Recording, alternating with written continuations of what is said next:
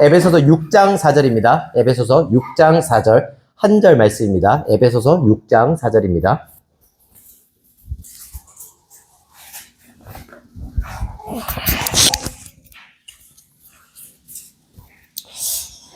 에베소서 6장 4절 말씀입니다. 제가 하나님 말씀을 읽어드리겠습니다. 하나님 말씀을 들으십시오. 또 아비들아 너희 자녀를 노엽게 하지 말고 오직 주의 교훈과 훈계로 양육하라. 아멘. 오늘도 우리는요 이제 복음으로 세우는 가정 이제 두 번째 설교를 들을 겁니다. 지난주에도 우리 복음으로 부모 바라보기라는 부모를 공경하는 것에 대한 성경적인 얘기를 들었습니다. 그리고 이번 주는요 복음으로 자녀를 바라보기입니다. 몇 년 사이에요 이 금쪽 같은 내 새끼라는 프로그램은요 많은 부모들 사이에서 인기를 끌었습니다. 그리고 이 프로그램의 인기를 보면서요 우리는 알 수 있는 사실이 있었죠. 바로 모든 부모들이 아이들의 양육에 관심이 많다는 겁니다.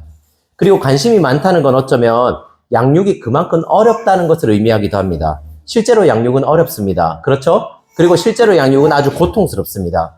여기 있는 모든 부모님들이요 공감할 거라고 생각합니다. 그리고 이 양육은요 아이가 커가면 커갈수록 더 고통스럽고 힘들어집니다.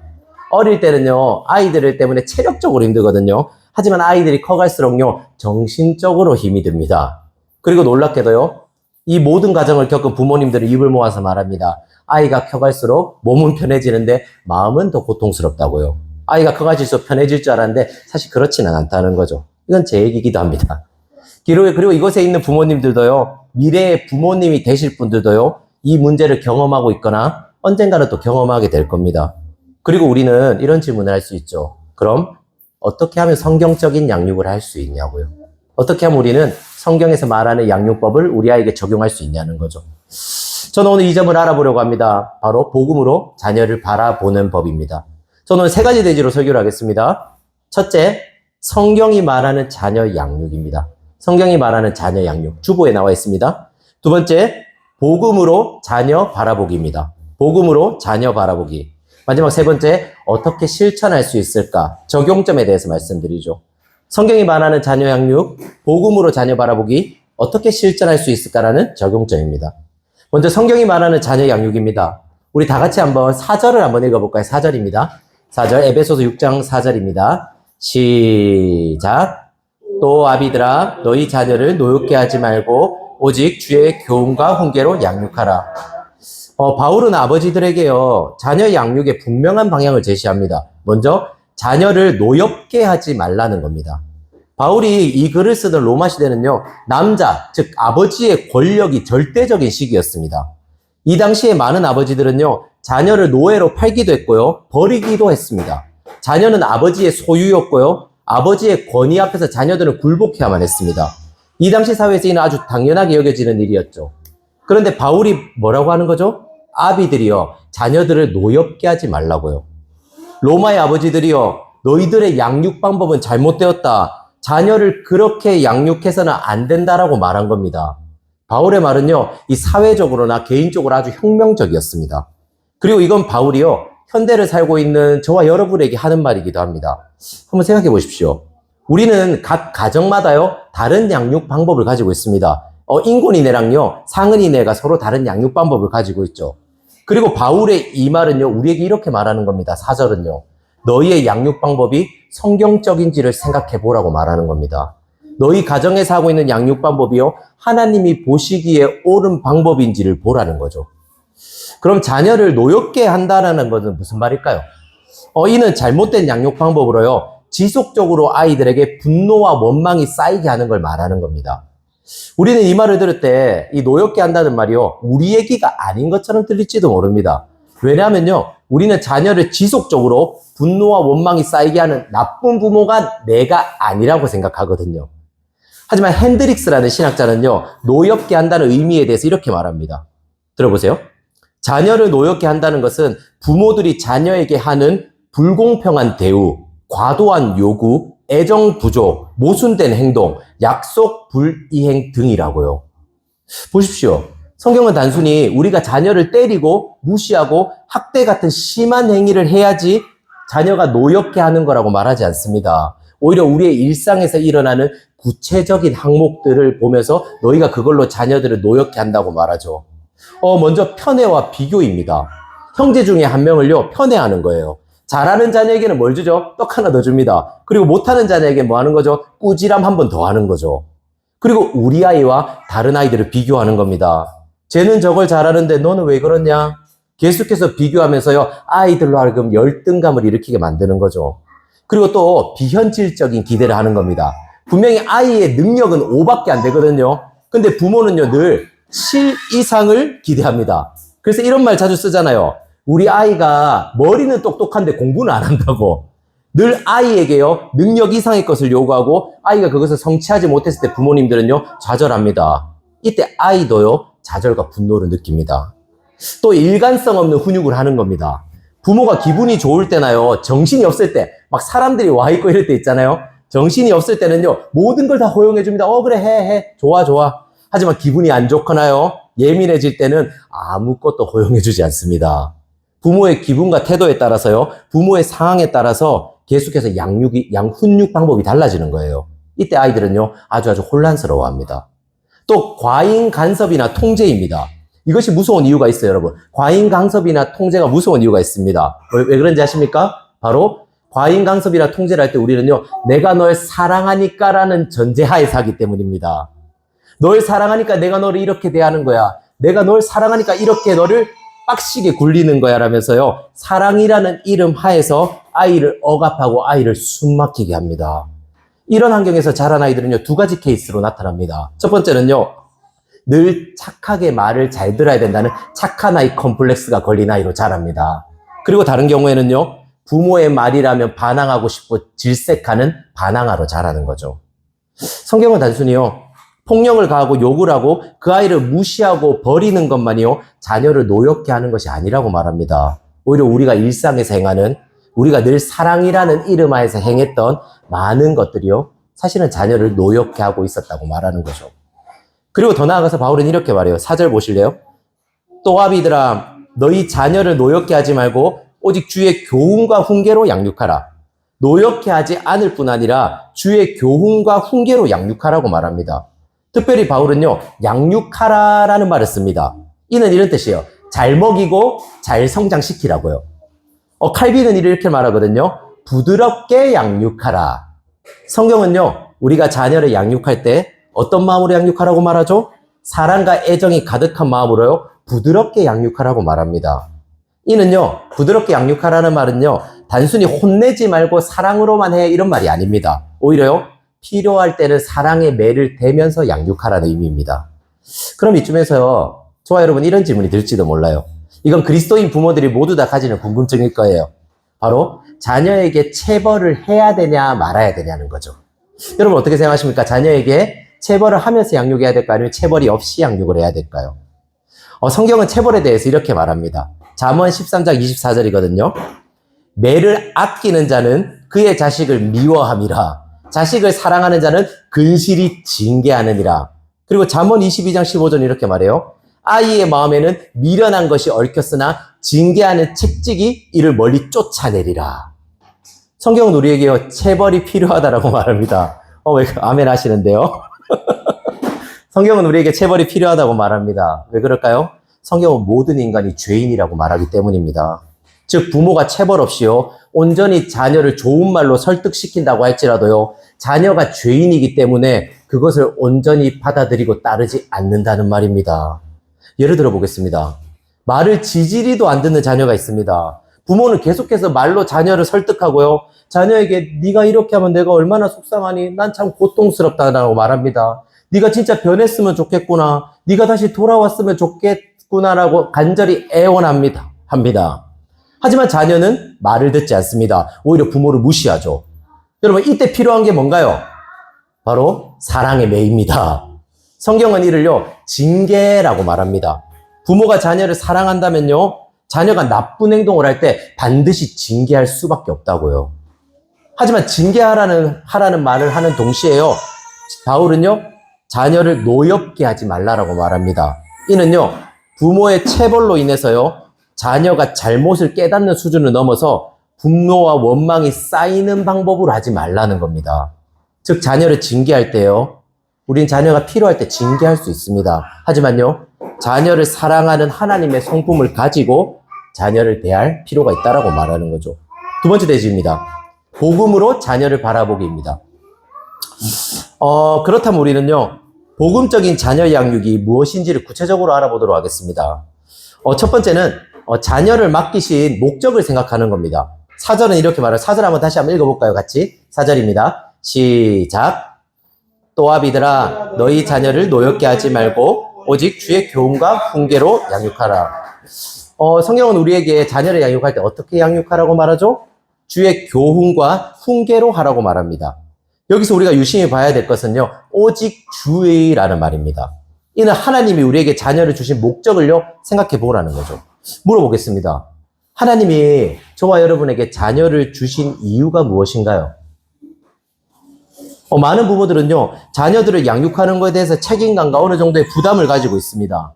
그리고 그 책임과 부담은요. 양육의 목적이 무엇인지를 알기 때문에 나오는 것이기도 합니다. 이 폴 트립이라는 목사님은 이를 잘 표현해 줬거든요. 폴 트립 목사님은요. 부모의 두 종류의 부모가 있다고 말합니다. 첫 번째는요. 소유적 부모입니다. 소유권적 부모. 그리고 두 번째는요. 대사적 부모입니다. 말이 조금 어렵죠? 소유라는 건 이런 겁니다. 내 소유라는 거죠. 그리고 대사라는 거 뭐죠? 우리 대사라는 거 이런 겁니다. 하나님의 말씀을 대신 전한 사람 대사라 하거든요. 그리고 대사적 부모입니다. 소유적 부모는요. 아이를 내 것이라고 생각합니다. 이런 부모의 양육은요. 내 아이는 내 것이기 때문에 내가 원하는 대로 할 수 있다고 생각합니다. 그런데 이런 양육법이요. 아이를 망치거나 파괴하는 건 아닙니다. 왜냐하면 우리는 지금 그렇게 하고 있거든요. 아이를 내 소유라고 생각하는 건요. 어쩌면 아이를 사랑하는 마음에서 나오는 거기 때문이죠. 그리고 아이를 사랑하기 때문에 내가 낳은 아이니까 내가 책임지고 내가 더 소중히 여기고 이쁘게 여기고 좋은 것을 입히고 싶고 좋은 경험을 시켜주고 싶고 남부럽지 않게 키우고 싶은 겁니다. 여러분 이건 좋은 거 아닌가요? 우리 다 그렇게 아이들을 키우고 있잖아요. 그럼 이건 좋은 양육법이 아니냐는 거예요. 하지만 폴 트립 목사님은요. 이것이 세상에서 말하는 좋은 양육법인지는 몰라도 성경적인 양육법은 아니라고 말합니다. 왜 그런가요? 폴 트립은 이렇게 말하거든요. 한번 들어보세요. 우리가 아이들을 우리의 것으로 여기는 것은 결국 근시안적이고 장기적으로 도움이 되지 않으며 목표지향적인 것보다 더 반응적이며 하나님의 위대하고 크고 현명한 계획 밖의 일을 하게 됩니다. 이건 이런 말입니다. 아이가 우리 소유라서 내가 낳은 자식이기 때문에 아이를 사랑하고 잘 키워야 된다고 생각하는 건요. 겉으로 보기에는 좋은 부모이지만 잘 양육하는 것처럼 보이지만 그건 하나님의 계획 밖의 일이라고요. 무슨 말인지 이해하시겠습니까? 우리의 인간적인 생각으로 또 세상의 방법으로 자녀를 양육하는 건요. 하나님이 우리에게 그 아이를 주신 목적이 아니라고요. 저와 여러분이 우리 아이를요. 이 아이는 내 거야 라고 생각하면서 양육한다면요. 그건 하나님이 이 아이를 저와 여러분에게 주신 목적과 어긋나는 일을 하고 있는 겁니다. 우리 아이들이 지어진 목적은요. 내 소유가 되기 위함이 아니라고 성경은 말하는 거예요. 그리고 폴 트립은요. 또 다른 대사적인 부모가 있다고 말합니다. 이들은요. 아이를 자신의 소유라고 생각하지 않습니다. 시편 127편 3편 이렇게 말하거든요. 보라, 자식들은 여호와의 기업이요 태의 열매는 그의 상급이니라. 이들은요. 자신의 아이가요. 하나님의 소유라고 생각합니다. 즉 하나님이요. 자신에게 아이를 맡기신 이유는 결국 이 아이를 잘 키워서 다시 하나님께 돌려드리기 위함인 걸 아는 거죠. 폴 트립은 대사적 부모에 대해서 이렇게 말합니다. 대사가 자신의 직무를 유지하는데 관심이 있을 때 하는 유일한 일은 자신을 보낸 사람의 메시지, 방법, 성격을 충실히 대변하는 것입니다. 그는 독립적으로 생각하고 말하고 행동하지 않습니다. 그가 하는 모든 일, 그가 하는 모든 결정, 그가 가진 모든 상호작용은 한 가지 질문을 만들어냅니다. 바로 나를 보낸 사람의 의지와 계획은 무엇인가? 폴 트립은 말합니다. 저와 여러분이 대사적 부모라면요. 우리는 아이를 대하는 모든 순간순간마다 이런 질문을 던져야 된다고요. 하나님이 이 아이를 나에게 주신 목적과 의도는 뭐지? 나에게 아이들을 이 양육시킨 목적은 과연 뭐냐라는 질문을 하려는 거죠. 저는 이런 마음을 조금씩은 이해하고 알아가는 중인 것 같습니다. 윤우서우가 어릴 때는 잘 몰랐는데요. 아이들이 자라면서 저는 양육에 대해서 이전보다요. 훨씬 더 많이 고민하기 시작했고요. 실질적으로 훨씬 더 고통스러워졌습니다. 애들이 어렸을 때는요, 몸이 피곤하면 좀 그만이었거든요. 근데 솔직히 지금 이유를 보는 거는 사실 그렇게 힘들질 않습니다. 하지만 이제 윤우와 서우를 보는 건요, 저에게 훨씬 더 고통스럽고 어려운 일이 되었습니다. 그 이유는요, 매 순간 저의 양육을 돌아봐야 하기 때문입니다. 저는 아이들에게요, 하나님을 닮은 좋은 양육자가 되고 싶어 합니다. 그래서 아이들을 대할 때마다 제가 늘 하는 생각이 있어요. 이겁니다. 예수님이라면 어떻게 하실까입니다. 아이들을 칭찬해 줄 때도요, 아이들이 실수를 했을 때도요, 아이들이 나에게 도움을 청할 때도요, 아이들이 죄를 지었을 때도요, 저는 끊임없이 생각합니다. 예수님이라면 이때 어떻게 했을까?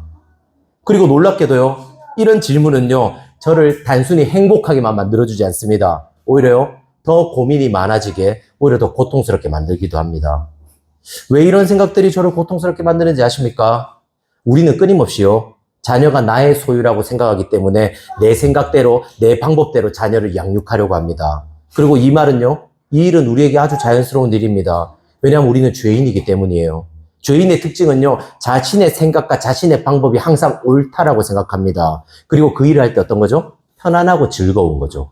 그런데 그때마다요, 이 아이가 나의 소유가 아니란 걸 억지로라도 떠올려야 됩니다. 내 마음대로 편하게 하고 싶은데요, 그때라면 이런 생각을 해야 되는 거죠. 그때마다 예수님이라면 어떻게 하실까? 하나님이 이 아이를 나에게 맡기신 목적이 뭔가를 계속 생각해야 됩니다. 편안함과 자연스러움을 추구하는 죄라는 나의 본성과 싸워야 되는 거죠. 그래서요, 이 양육이라는 작업은 이토록 고통스러운 겁니다. 이런 의미에서 바울은요, 여전히 자녀를 자신의 소유물이라고 생각하는 사람들에게 말합니다. 아비들아, 너희 자녀를 노엽게 하지 말고 오직 주의 교훈과 훈계로 양육하라. 우리 아이가요, 하나님의 소유라는 것을 기억하는 거죠. 그리고 그분이요, 이 아이를 우리에게 주시고 우리에게 양육을 시키신 목적을 계속해서 생각하라고 말하는 겁니다. 복음적인 양육 두 번째는요, 양육의 목적이요, 예수 그리스도를 닮아가는 것이라는 겁니다. 4절을 보시면 오직 주의 교훈과 훈계로 양육하라 라고 말합니다. 이는요, 자녀를 양육할 때 교훈과 훈계라는 두 가지 방법을 균형 있게 해야 된다고 말하는 겁니다. 이 교훈과 훈계를 쉽게 말하면요, 교훈은 징계와 훈련이 있는 걸 말합니다. 다시 말씀드릴게요. 교훈은요, 징계와 훈련이 있는 것. 즉, 자녀를 양육할 때 그가 잘 자라게 하기 위해서 규칙을 정해주고요, 잘 못할 때는 뭐도 하는 거죠? 징계도, 벌도 내려주는 겁니다. 규칙과 벌이 있을 때 자녀들은 어떻게 할까요? 자연스럽게 긴장도 하고 두려움도 느낍니다. 잘해야 한다는 압박도 느낍니다.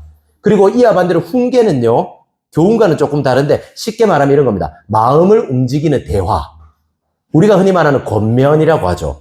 계속해서 대화를 하는 거예요. 그리고 복음을요, 그의 마음속에 심어줘서 자녀를 변화시켜 주는 겁니다. 좀 더 쉽게 이해할 수 있도록 제가 예화를 들어드릴게요. 우리는 얼마 전까지 육아라고 하면 가장 먼저 떠오르는 사람이 있을 거예요. 혹시 누군가요? 맞습니다. 오은영 박사입니다. 오은영 박사는요, 체벌을 금지합니다. 절대 아이를 때려서는 안 된다라고 말합니다. 대신 아이의 마음에 공감하고요, 그의 편이 되어주라고 말하죠. 이게 바로 훈계입니다. 마음을 움직이는 대화를 통해서 그 아이를 변화시키는 거죠. 그런데 최근 들어서요, 오은영의 방법이 옳지 않다고 해서 조선미 박사라는 분의 양육법이요, 각광받기 시작했습니다. 바로 규칙과 체벌이 있는 양육입니다. 어떤 규칙을 확실히 정해주고요, 그것을 지키지 못했을 땐 체벌도 해주는 거죠. 이게 바로 오늘 바울이 말하는 교훈입니다. 교훈. 이처럼 성경은요, 우리에게 늘 한 가지만 하라고 말하지 않습니다. 오히려요, 늘 균형을 유지하라고 말하죠. 요한복음 1장에서는요, 예수님은 이런 말 하거든요. 그분은 은혜와 진리가 충만한 분이라고 말합니다. 성경은 예수님을요, 은혜만 가득한 분, 그저 죄인을 용서해 주시고 사랑만 해 주시는 분이라고 말하지 않습니다. 오히려 그분은 진리라고도 말합니다. 이는요, 그분이 죄를 미워하고 죄인을 심판하시는 정의와 공의의 하나님이란 걸 말해줍니다. 그리고 오늘 바울도 마음을 움직이는 대화인 훈계와 규칙과 징계가 있는 교훈을요, 균형 있게 사용하면서 양육하라고 말합니다. 우리는 이 균형을 잡는 일이 우리에게 제법 어려운 일일지도 모릅니다. 제가 좋아하는 팀켈러 목사님은요, 자신의 설교에서 자신은 아이들을 양육할 때 훈계로 아이들을 괴롭게 한 적이 많다고 말합니다. 이런 거죠. 아이들에게 말로 계속 말로 조지는 거죠, 계속. 아이들이 교훈이 필요할 때도요, 매가 필요할 때도 그냥 말로 계속 하는 겁니다. 그리고 저는요, 이 팀켈러와는 반대로요, 교훈으로 아이들을 통제하려고 하는 것 같습니다. 아이들에게 규칙을 정해주고요, 규칙을 지키면 상을 주고, 어기면 어떻게 하는 거죠? 이제 회초리를 때리는 거죠. 그리고 저희 아이들은 훈계가 필요할 때, 즉, 말로 설득할 게 필요할 때도요, 훨씬 더 그것보다는 징계에 대해서 많이 듣는 편이기도 합니다. 이런 의미에서요, 우리 모두의 양육은 완벽하지 않습니다. 반드시 어느 한쪽으로 기울어지게 되어 있습니다. 그렇다면 어떻게 하면 우리는 이 양육의 균형을 맞출 수 있을까요? 어떻게 하면 우리는 교훈도 하고 훈계도 하고 적절히 아름답게 잘 배율해가면서 우리 아이를 잘 키울 수 있을까요? 답은 간단합니다, 여러분. 바로요, 하나님이 우리 아이를요, 우리에게 맡기신 목적을 생각하는 겁니다. 여러분, 목적이 뭘까요? 하나님이 왜 저와 여러분에게 우리 아이들, 저렇게 말도 안 듣고 쉽지 않은 아이들 우리에게 맡기신 걸까요? 에베소서 4장 15절 이렇게 말해요. 오직 사랑 안에서 참된 것을 하여 범사에 그에게까지 자랄지니라. 그는 머리니 곧 그리스도라. 하나님이 우리에게 자녀를 주신 목적은요, 자녀가 우리를 통해서 그리스도를 보고요, 그리스도를 닮아서 예수님에게까지 자라게 하는 데 있습니다. 여러분, 자녀를 양육할 때요, 잊어서 안 되는 건 바로 이 목표입니다. 여러분, 마음이 안 좋을 때도 이 목표를 잊지 마세요. 그리고 우리가 하는 교훈과 훈계 가운데 우리의 모습을 생각하는 겁니다. 내가 아이에게요, 규칙을 주고 그것을 어길 때 징계를 하는 양육 방법이요, 이 아이를 예수 그리스도를 닮아가게 하는지를 생각해 보는 겁니다. 내가 아이에게 복음적으로 좋은 말만 해줄 때요, 이 아이가 이 말을 듣고 예수 그리스도를 더 알아가고 예수 그리스도와 더 친밀해질 수 있는가를 생각해 보는 겁니다. 보십시오. 저는 가끔씩 아이들이 말을 안 들을 때요, 회초리를 들 때가 있습니다. 이때 생각해 보는 거예요. 내가 회초리를 드는 것을 통해서 아이들이 예수님을 더 알아갈 수 있을까? 라고 생각해 보는 거죠. 만약에 제가 아이들이요, 이거 막 통제가 안 되고 말을 안 들어서 그냥 홧김에 회초리를 들어서 때리려고 합니다. 그때 생각하는 거예요. 내가 이 회초리를 댄다면 아이들은 예수님을 알지 못할 거라고요. 왜죠? 아이들도 압니다. 이건 내가 잘못해서 때리는 게 아니라 아빠가 지금 화가 나서 때린다는 걸요. 그럼에도 아이들은 저항할 수 없죠. 왜 그런가요? 아이들은 힘이 없거든요. 이것이 바로 성경이 말하는 아이들을 노엽게 하는 겁니다. 하지만 때로는요, 아이들이 정해진 규칙을 어길 때가 있습니다. 하지 말라고 몇 번이나 말했는데도 아이들은 어길 때가 있죠. 그리고 이때 저는 회초리를 듭니다. 이때도 생각해 보는 거예요. 내가 하는 이 방법을 통해 아이가 예수님을 더 알아갈 수 있겠냐고요. 이때 아이들은 어떻죠? 예수님을 알아갈 수 있습니다. 왜 그런가요? 이 회초리를 통해서요, 자신이 죄를 저질렀다는 걸 알 수 있거든요. 그리고 저는 아이들을 때리기 전에 분명히 말하거든요. 이건 너희가 잘못했기 때문에 너희가 맞는 거라고요. 이때 아이들은요, 죄라는 것이 두렵다는 걸 알게 됩니다. 죄를 싫어하시는 하나님의 성품을 알게 되는 거죠. 반대로요, 우리가 아이들을 그저 말로만 계속 타이르는 거예요. 훈계만 하는 거죠. 이때도 생각하는 겁니다. 내가 좋은 말로 아이를 타이르는 것이 과연 아이들이 예수님을 더 닮아가게 할 수 있는가? 그리고 이때 우리는요, 두 가지 사실을 알게 됩니다. 먼저는요, 정말 부모가 자신을 사랑해서 말로 타이른다는 걸 알 수 있습니다. 하지만 반대로 이런 경우도 있어요. 자신은 어릴 때부터요, 아버지에게 맞고 자란 겁니다. 그 부모는요. 그것이 상처가 되었죠. 그리고 다짐했습니다. 나는 절대 아이를 때리는 나쁜 아빠가 안 될 거야. 그래서 자녀가요, 끊임없이 잘못된 죄악을 범하는데도요, 자녀를 때리지를 못합니다. 그저 말로만 계속 이러면 안 돼. 네가 돌아왔으면 좋겠어라고 설득합니다. 왜 그런 거죠? 왜 자녀에게 매가 필요한데도요, 매를 때리지 못하나요? 바로요, 자신은 자신의 아버지처럼요, 나쁜 아버지가 되고 싶지 않은 겁니다. 그래서 때로는요, 죄가 얼마나 무섭고 두려운 것이란 걸 사랑의 매로 알려줘야 되는데도요, 그 아이에게 매를 대지 않고 말로만 하는 겁니다. 결국 자신의 두려움 때문에 아이를 망치는 거죠. 이런 식의 훈계가 이루어진다면요, 결국 자녀는 예수 그리스도를 닮아갈 수가 없습니다. 그저 죄라는 것을 가볍게 여기게 되고요, 설득만 하는 부모님을 결국에 자녀가 어떻게 하는지 아십니까? 나중에 무시합니다. 엄마 말이 별로 귓등으로 듣는 거죠. 이런 의미에서요, 우리는 우리의 양육을 돌아볼 필요가 있습니다. 우리가 자녀를 대할 때 자녀에게 반응하고 그에게 무언가를 가르쳐주고 사랑을 주고 때로는 자녀를 혼을 낼 때도요, 내가 하는 이것을 통해서 자녀가 예수님을 닮아갈 수 있는지를 스스로 살펴볼 필요가 있습니다. 만약에 우리의 양육법이요, 아이로 하여금 예수 그리스도를 바라보게 하는 게 아니라요. 부모인 우리를 바라보게 하고요. 아니면 부모인 우리를 싫어하게 만든다면요. 이것만큼 끔찍한 일은 없을 겁니다. 왜냐하면요. 자녀들은 그렇게 지어진 존재가 아니기 때문입니다. 우리 자녀들은요. 하나님을 찬양하고 그분을 닮아가기 위해 지어진 존재입니다. 이는 이런 말이죠. 우리 아이들은요. 잘 들어보세요. 우리 아이들은요. 우리로부터 독립하기 위해서 지어진 존재입니다. 다시 한 번 말씀드릴게요. 우리 아이들은요. 우리로부터 독립하기 위해서 지어진 존재입니다. 그리고 우리가 해야 하는 일은요. 우리 아이가 우리로부터 독립할 수 있게 도와주고요. 하나님을 의존할 수 있게 도와주는 겁니다. 내가 너의 진짜 부모가 아니라 하나님이 너의 진짜 부모라는 걸 알려줘야 하는 거죠. 우리는 이 일을 위해서요. 저와 여러분은 부모로 부름받은 겁니다. 쉽지 않잖아요. 하나님이 우리의 배를 통해서요. 여기 있는 한별이와 은별이, 윤우, 서우, 이유 이 사랑스러운 아이들을 있게 하신 이유는요. 그저 여러분 안에서 그 아이들이 행복하게 하기 위해서 여러분을 행복하기 위해서 그 아이들이 있는 게 아닙니다. 이 아이들은요. 언젠간 우리를 떠나서요. 진짜 아버지인 하나님께 가기 위해서 하나님이 아이들을 주신 겁니다.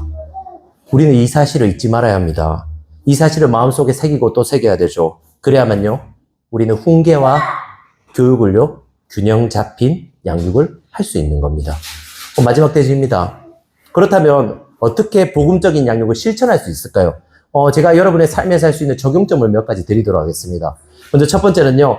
하나님께 맡기는 훈련을 하는 겁니다. 하나님께 자녀를 맡기는 훈련을 하는 거예요. 이걸 쉬운 말로 하면 이런 겁니다. 경건 훈련을 하는 겁니다. 자녀와 함께. 경건 훈련의 목적은요. 예수님을 닮아가는 겁니다. 저는 아이들과 함께 나름대로 경건의 습관을 잡고 있습니다, 지금. 그리고 이건 저를 위한 거기도 하지만 아이들을 위한 것이기도 합니다. 저는 윤우와 서우와 같이 자거든요.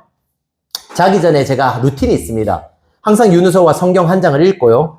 그 속에, 성경 속에 나타난 하나님이 어떤 하나님인지 말해주고요. 그리고 돌아가면서 기도를 합니다. 그런 다음에 하루에 감사 제목을 나누고요. 그리고 나서 마지막으로 이제 포옹을 하면서 이제 오늘도 수고했어, 사랑해. 이 말을 이제 꼭 하고 잡니다. 루틴입니다. 아이들을 저로부터 독립시키고요. 하나님께 맡기는 연습을 하는 거죠. 솔직히 근데 말씀드리면요. 이게 매일매일 하는 게 생각보다 쉽지가 않습니다. 10분 정도 걸리거든요. 길 때는. 10분 정도면 끝나는 작업인데도 이건 저에게 사실 아이들이 듣겠죠. 매일매일 하기 싫은 작업이기도 합니다. 하지만 그럼에도 제가 이것을 하는 이유는요. 저는 아이들이 이 훈련을 통해서 저로부터 독립해야 되고요. 결국 예수님을 더 의존하게 될 것을 알기 때문입니다. 그리고 재밌는 건요. 제가 하기 싫어서 아무 말도 안 하고 누울 때가 있습니다. 이런 거죠. 아, 피곤하다 하면서 그냥 눕는 겁니다. 자자 얘들아. 그럴 때 아이들이 기다렸다는 듯이 말합니다. 아빠, 성경은 안 읽어요? 오늘 제가 기도할 차례인데요. 감사 제목도 말하고 싶어요. 라고 말이죠. 이는요. 저도 모르는 사이에 아이들이 영적인 습관에 물들어가고 있다는 말이기도 합니다. 제가 이렇듯이 발버둥 치듯이요. 이렇게 발버둥 치듯이 우리 모두도 쉽지 않을 겁니다. 이것은요. 하지만 각자의 상황과 현실에 맞게끔요. 여러 가지 모양으로 우리는 아이들을 하나님께 맡기는 연습을 할 필요가 있습니다. 그리고 그런 모습을요. 우리의 삶에서 아이들에게 보여주는 거죠. 왜냐하면요. 결국 이 아이들이 어떻게 자라냐면요. 우리의 그런 모습을 보면서 자랍니다. 그리고 그 아이들이 자라면 어떻게 되는지 알아요? 그 모습을 자기의 아이들에게도 할 거예요. 그렇기 때문에 우리는요. 하나님께 우리 아이를 맡기는 연습을 계속 해야 되는 거죠. 두 번째 적용은요. 자녀에게 진짜 어른을 보여주는 겁니다. 자녀에게 진짜 어른요. 저는 제 삶에 한 가지 목표가 있습니다. 바로 좋은 어른이 되는 거예요. 좋은 목사가 되는 게 목표가 아닙니다. 저는 좋은 어른이 되는 게 목표입니다. 그리고 제가 생각하는 좋은 어른은요. 사과를 할 줄 아는 어른입니다. 저는 많은 어른들이요. 자신보다 어리거나 낮게 여겨지는 사람에게요. 사과를 하지 않는 모습을 많이 봤습니다. 사과를 하지 않는 대부분의 이유가 뭔지 아십니까? 우리 중에도 좀 사과가 어려우신 분들 있을 거예요. 왜냐하면 사과를 하면요. 지는 것 같기 때문입니다. 자존심이 너무너무 상하는 게 바로 사과예요. 그래서 자존감이 낮은데 자존심이 센 사람들은 생각보다 사과를 잘 못합니다. 그런 사람들이 이렇게 말하죠. 아, 굳이 그 사과를 말로 해야 되나? 그냥 넘어가면 안 되나라고 늘 말합니다. 저는 이것이요. 진짜 어른의 모습이 아니라고 생각합니다.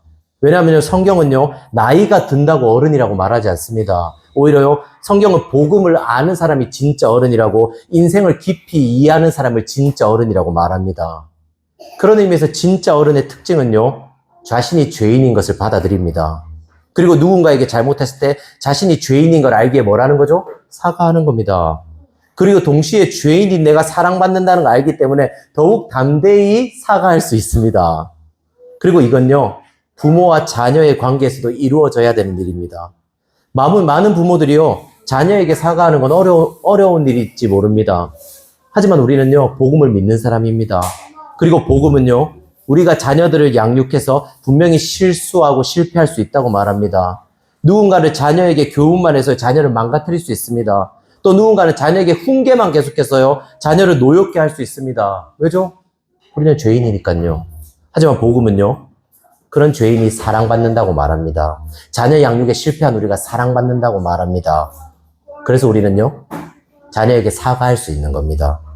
그래서 잘못했을 때, 우리의 죄가 자녀에게 드러났을 때 우리는 그것을 인정하고 받아들이면 되는 거죠. 그리고 자녀에게 사과하는 겁니다.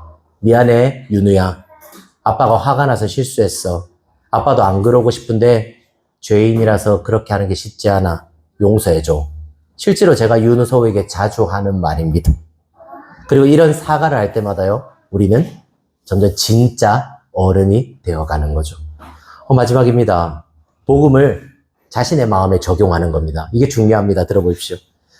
저는 자녀 양육을 잘하기 위해서 나름대로 공부를 많이 했습니다. 자녀에 대한 책도 많이 봤고요. 유튜브에서 자녀 양육에 대해서 지금도 유튜브를 많이 찾아보고 있습니다.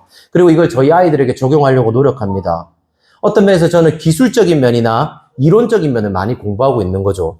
하지만 시간이 지날수록 깨닫습니다. 결국 이 지식과 이론이요, 저의 마음을 완전히 바꾸지는 못한다는 걸요.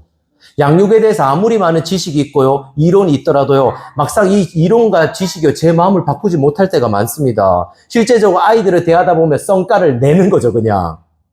하지만요, 그 어떤 것도 바꾸지 못하는 우리의 마음을요, 바꿀 수 있는 유일한 해결책이 있다고 말합니다. 바로요, 복음을 우리 마음속에 적용하는 겁니다. 복음은 말해줍니다. 너는 네가 생각하는 것보다 더 더러운 죄인이라고요. 하지만 너는 네가 상상한 것보다 훨씬 더 사랑받고 있다고 말합니다. 저와 여러분은요, 이번 한 주 자녀들을 양육할 때 오늘 들었던 설교를 기억할 겁니다. 하나님이 자녀를 나에게 맡기신 이유는 결국 나로부터 독립하고 하나님께로 보내기 위함이란 걸요. 자녀가 나의 소유가 아니라 하나님의 소유란 걸 여러분은 이번 한 주 동안 기억할 겁니다. 그럼에도 불구하고요, 들으세요. 우리는 끊임없이 아이를 내 소유라고 생각할 겁니다. 아이들에게 일어난 일 하나하나 때문에 우리는 일희일비하게 될 겁니다. 아이가 조금만 잘하면요, 우리는 예뻐 죽을 거고요. 아이가 조금만 못한다면 금방 기가 죽고 뒤처질까 봐 걱정할 겁니다. 제가 왜 이렇게 자신 있게 얘기하는지 아십니까? 저는 알고 있습니다. 우리가 평소에 하나님보다 우리 아이들을 더 많이 생각한다는 걸요. 우리는 하나님께 사랑한다고요. 나에게 이 아이를 주신 분이 하나님이라고 잘 말하지 않습니다. 오히려 어떻게 말하죠? 그저 우리 아이들에게만 내가 너를 사랑해, 너는 나의 보물이라고만 말합니다. 제가 왜 이런 말을 하는지 아십니까? 우리는 오늘 설교를 듣고요, 깨우쳤음에도 불구하고 저와 여러분은 분명히 또 실패할 겁니다. 나의 자녀가 아니라, 나의 자녀는 하나님께 아니라 내 거라고 분명히 생각할 겁니다. 그때 우리 마음에요, 복음을 적용하는 거예요. 나는 내가 생각한 것보다 더 추악한 죄인이다. 하지만 이런 내가 상상할 수 없을 만큼 더 많이 사랑받았다. 이런 거죠. 나는 나의 자녀가 내 것이 아님을 아는데도요, 오늘도 나는 나의 자녀를 내 거라고 생각했습니다. 자녀 때문에 오늘도 나는 내 마음이 왔다 갔다 했습니다. 하나님보다 자녀에게 나는 이번 주도 더 목을 메었습니다. 하나님, 나는 죄인입니다. 하지만 이런 내가 상상할 수 없을 만큼 훨씬 더 사랑받고 있습니다. 오늘도 실패했는데, 오늘도 나는 하나님보다 자녀를 더 사랑했는데 오늘도 나는 사랑받고 있습니다.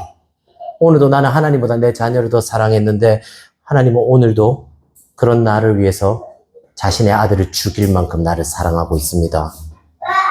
여러분, 이번 한 주도 실패가 여러분을 덮칠 올 겁니다. 반드시요. 그때마다 기억하십시오. 오늘도 우리는 하나님보다 우리 자녀를 더 많이 사랑했습니다. 하지만 하나님은 그런 우리를 위해서요, 자신의 하나뿐인 아들을 십자가에 죽이셨습니다. 그리고 지금도요, 여러분은 실패했을지라도 하나님은 여러분을 사랑하는 일에 실패하지 않습니다. 그리고 가장 기쁜 소식을 마지막으로 알려드릴게요. 그리스도가 십자가에서 우리를 위해, 저와 여러분들을 위해서만 죽은 게 아닙니다. 누굴 위해 또 죽었을까요? 여기 있는 우리 자녀들을 위해서도 죽으셨습니다. 그분의 십자가는 우리에게만 능력이 있는 게 아니라 여기 있는 우리 아이들에게도 능력이 있습니다. 사랑하는 여러분, 그리스도께 오십시오. 그리스도께 오십시오. 그분께 여러분 자녀를 맡기십시오. 우리의 자녀는요, 우리 안에 있을 때 결코 안전하지 않습니다. 오히려요, 예수 그리스도 안에 있을 때 우리의 자녀는 가장 안전합니다. 우리 한번 이 시간요, 찬양하고 기도하며 나아갑시다. 여러분, 이 예배를 드리면서 보시는 거지만 양육이 쉽지 않습니다. 그죠? 우리 아이들을 가만히 앉혀놓는 것도 쉽지 않고요. 우리 아이들을 또 잘 가르치는 것도 쉽지 않습니다. 여러분, 자녀 양육은 어떤 면에서 여러분에게 참 고통스러울 겁니다. 이곳에 결혼하지 않는 분들도 있잖아요. 앞으로 자녀를 낳게 되면 이 고통을 알게 될 겁니다. 하지만 그때도 계속 기억하는 거예요. 내가 예수님 안에 있기 때문에 안전하다는 것을요. 그리고 나의 자녀 또한 지금은 이렇게 엉망진창이고 힘들지만 결국 예수님 안에 있기 때문에 안전하다는 걸 생각하는 겁니다. 여러분, 한번 이 찬양 하실 때요, 주님, 우리는 힘들고 고통스럽고 아프지만 우리는 예수님 안에 있기 때문에 안전합니다. 당신 안에서 우리는 영원히 안전할 겁니다. 라고요. 이 시간 한번 찬양하며 고백하며 나아갈까요?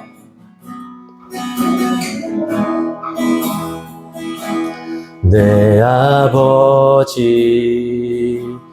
그 품 안에서 내 영혼은 안전합니다. 주 손길로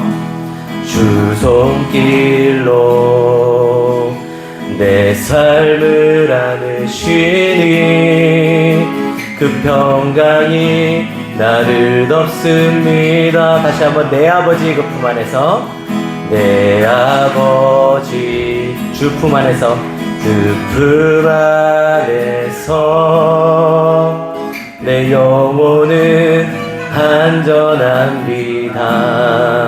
주 손길로 내 삶을 안으시니 그 평강이 나를 덮습니다. 나 비록 넘어지며